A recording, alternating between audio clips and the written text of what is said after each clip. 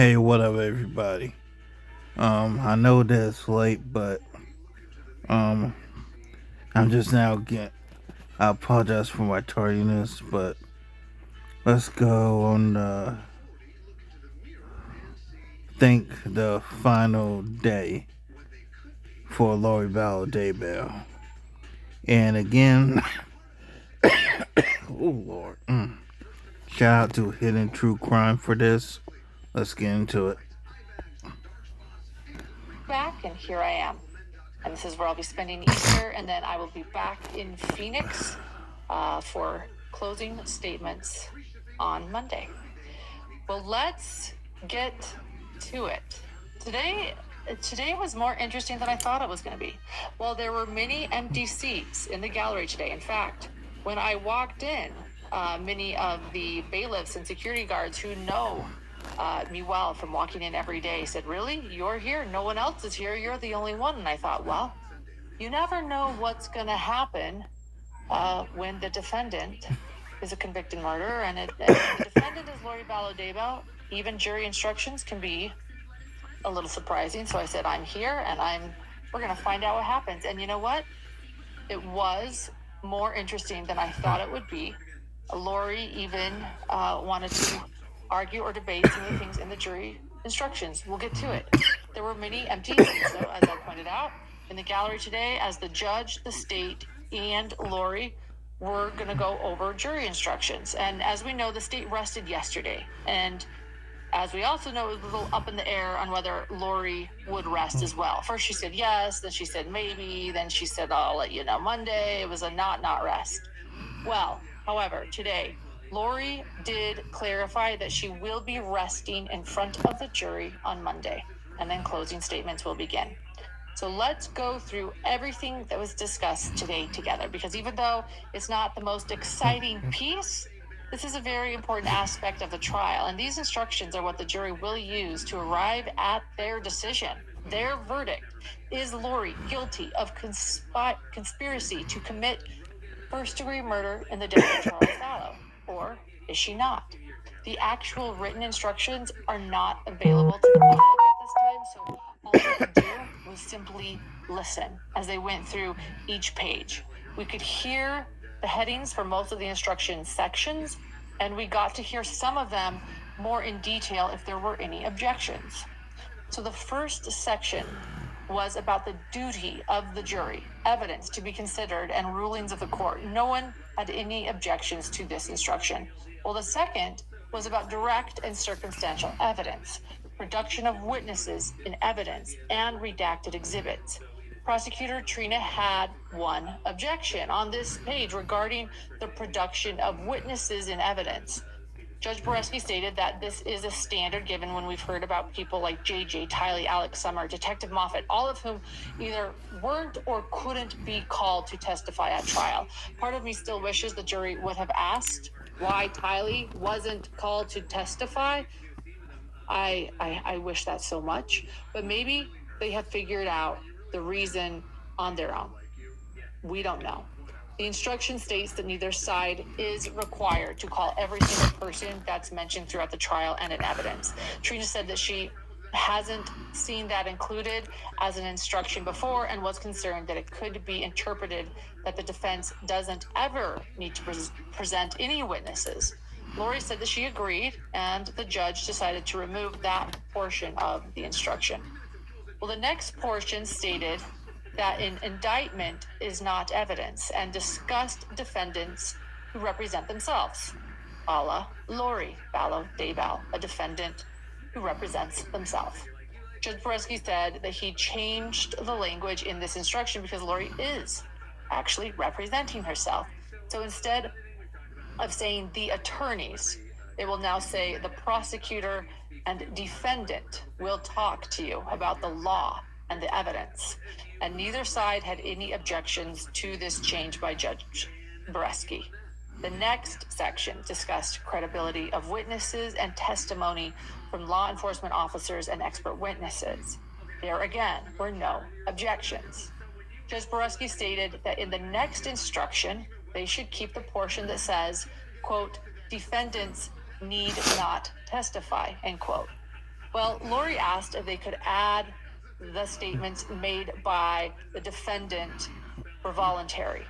And Judge Boreski and Trina agreed. It wasn't a bad request by Lori. And the next section stated that the jury should not consider the penalty of Lori perhaps not testifying when making their decision. And again, there were no objections. In another, it stated that the law does not require a defendant to prove their innocence. Every defendant is presumed by law to be innocent. The jury should start with the presumption that the defendant is innocent and that the state has the burden of proof to prove a defendant guilty beyond a reasonable doubt. Proof beyond a reasonable doubt is proof that leaves you firmly convinced. And again, this is important because this really is, I think, Lori Vallow Daybell, in her mind, her defense, that the less she says and the less she's questioned, and if she doesn't testify, then she is leaning on the hopes that the jury thinks that the state did not prove, did not meet their burden of proof that she is guilty of conspiring to kill her husband, Charles Vallow. So this really is Lori's hope that because the jury has to presume her innocent, she's going to be good to go if again, the state didn't meet their burden. Well, after this, the judge began going through 3 sections at a time to help move things on a little bit quicker. And in one instruction regarding evidence, Trina did have an objection about a portion that stated the defendant is acting with the advice of an attorney. And in this case, Lori is her own attorney, so Trina asked for that portion to be removed. The judge agreed, and the new instruction will read, quote, the state must prove beyond a reasonable doubt based on the evidence the defendant is not required to produce any evidence of any kind. The decision on whether to produce any evidence is left up to the defendant. The defendant's decision not to produce any evidence is not evidence of guilt, end quote. The next instruction discussed was pertaining to the charged offense, the definition of first-degree meditated murder, and the definition of premeditation. There were no objections for these, and the next instruction was pertaining to the definition of accomplices, elements of conspiracy, proof of conspiracy, and proof of membership in conspiracy. Some changes were made to an instruction about justifications for self-defense. This was interesting to me. Trina stated that since Charles was actually paying for the rental house, like his name was on the lease of the house, intrusion could not be used as a justification for self-defense. Like, he didn't intrude into Lori's house. His name was on the lease. And the judge agreed, because the judge also said, look, even if he wasn't living at the house, he was invited into the house to pick up his little boy for school. There was no intrusion. And so the judge removed that portion. He added in a few more justifications, like defense against deadly physical force, defense of a third person, and self-defense to prevent a crime. He went on to read the next portion of the jury instructions, which said, quote, if the state is required to prove the defendant acted knowingly, that requirement is satisfied if the state proved the defendant acted intentionally. A defendant is criminally accountable for the conduct of another if the defendant is an accomplice of such other person in the commission of the offense. An accomplice means a person who would intend to promote or facilitate the commission of the offense, or does any of the following: solicits another person to commit the offense, aids, counsels, or agrees to aid or attempts to aid another person in planning or committing the offense, or provides means or opportunity to another person to commit the offense, end quote. And, well, there were no objections to this portion on either side. In the next portion of the jury instructions, Lori asked for a rule to be added regarding ignorance or mistake of fact, end quote. Well, Judge Boreski read the meaning, which said, ignorance or a mistaken belief, as a matter of fact, does not relieve a person of criminal liability unless the ignorance or a mistaken belief as to a matter of fact negates the culpable state required for the commission of the offense, or the ignorance or the mistaken belief as to the matter of fact establishes a defense of justification, end quote. Well, the judge asked Lori what other mistake of fact she believed should be added.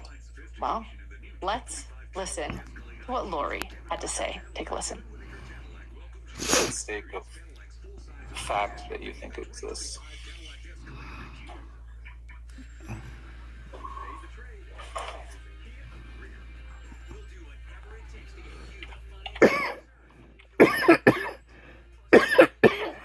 Your Honor, it's mostly the mistaken of fact that have been presented as evidence in this case, like one shot versus two shot, you were being attacked, you weren't being attacked, things that the state is proposing that I'm denying.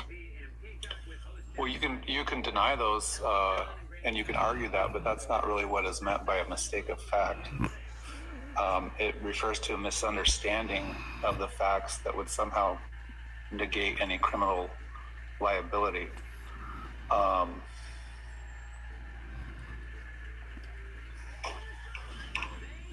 In other words, you have to be under a false belief about a fact. I think an example might be if someone's breaking into your home or someone's coming into your home, you thought it was a burglar and you shoot them and it turns out to be your spouse. That might be a mistake of fact. So a dispute as to what the facts are, what the facts mean, wouldn't warrant this instruction unless you have something else. That was all. That was what I was thinking. Okay.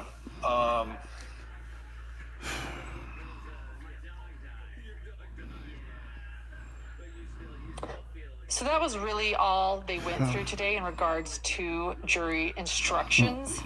And Judge Boreski asked them to read their new copies over the weekend, their new copies of the jury instructions to make sure everything is ready to go before closing arguments on Monday. That is, again, if Lori officially rests in front of the jury. And she doesn't all of a sudden say, wait, I want more field trips out of this. Wait, I want to testify. Let's prolong this trial a few more days. Don't think she's going to. She made that pretty clear that she plans to rest on Monday in front of the jury before closing arguments. But you never, ever know. So since Lori is planning on resting, though, Trina asked for anyone else who has been subpoenaed but not yet called to be released as a witness, and Boreski agreed. They also decided that court will start at 10:30 on Monday, and they will make sure everything with the instructions for the jury is good to go before the jury arrives at 11 a.m. And after reading the instructions, court will break for lunch, and then closing arguments will begin at 1 p.m. on Monday. The last thing that was discussed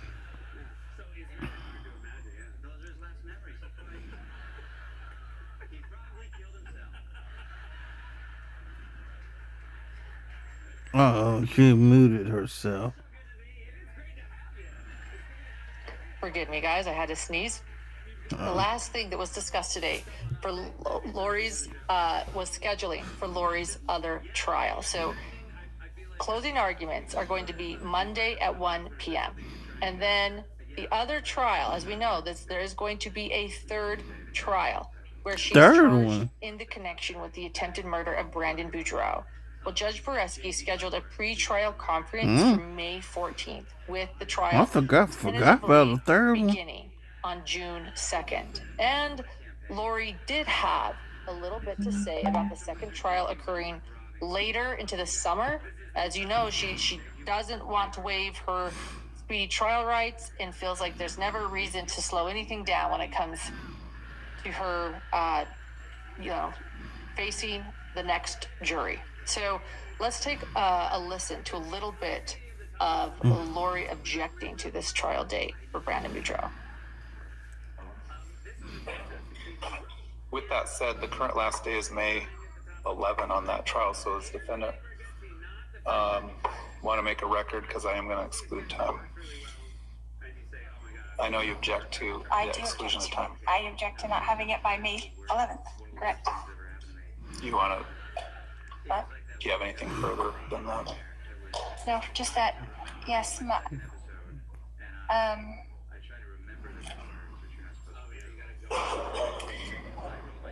I would like to have my speedy trial by May 11th. All right. Well, we screened the first trial through May 15th. You can't do, and the state can't do, and I can't do 2 trials at the same time. Additionally, the state indicated they need to make arrangements for out-of-state witnesses to come well in advance of the trial. There's scheduling issues for myself. I'm out part of the week of May 19th. I'm out and coming back early the week of May 26th to do jury selection. Additionally,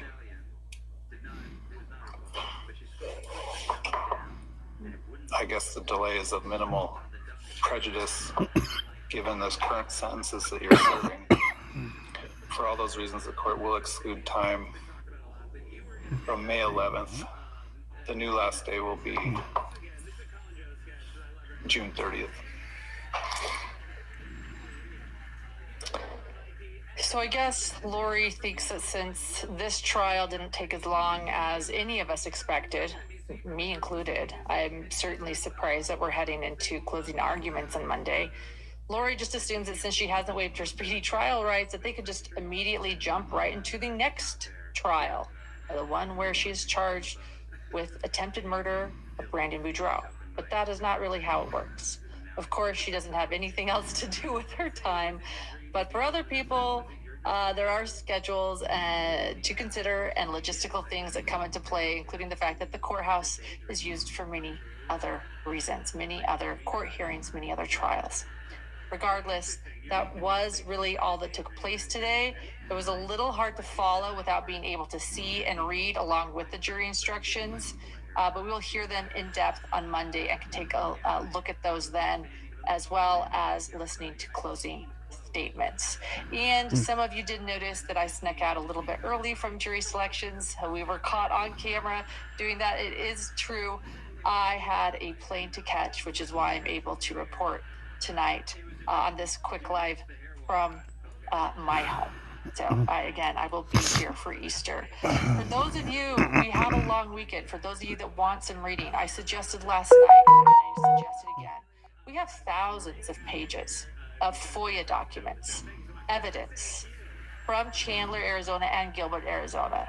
Text between Lori and Alex, text between Alex and Summer, between Summer and Lori, between Zulema and Melanie Gibb and more.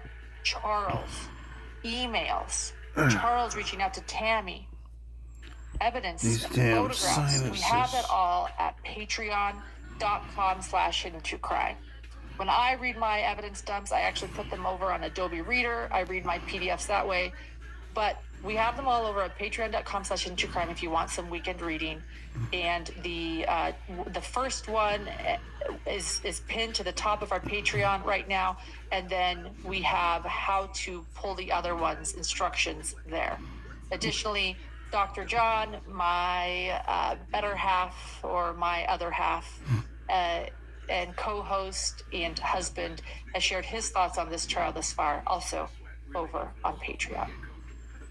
All right, guys, I am going to go hang out with my family. But that's the latest. I'm going to just scan chat and see what you guys are saying.